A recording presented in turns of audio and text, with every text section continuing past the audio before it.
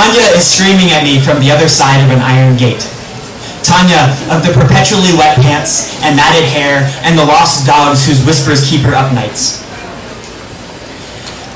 It is 1 o'clock in the morning and I'm working at the Bridge, a homeless shelter in downtown Dallas. And it's my job to tell everyone on that side of the gate that they can't come in because all our beds are full.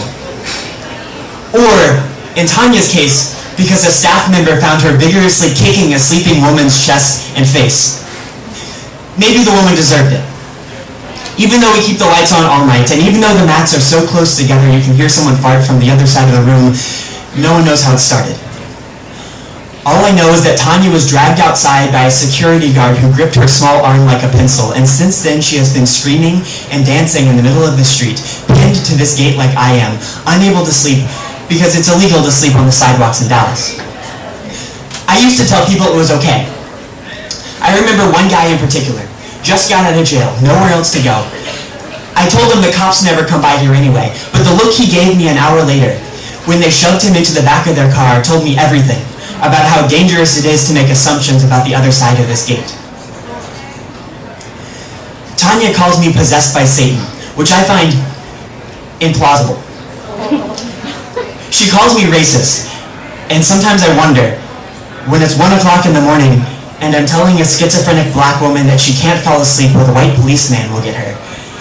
And the worst part is I sympathize with them, the officers, because I know that drug dealers have hidden heroin in the seats of their wheelchairs, and because men have offered me the hips of terrified women out of kindness, and because Lydia, who lives here, was raped right across the street, and because Ursa, who works here, had her jaw cracked, and because Sarah, the security guard, was followed home. And out there, when they're asleep, it's hard to tell which side of the iron bars they deserve to be on. And what exactly deserve means in a place like this. Like I said, maybe the woman deserved it. Maybe she lashed out first earlier in the day and no one saw it happen.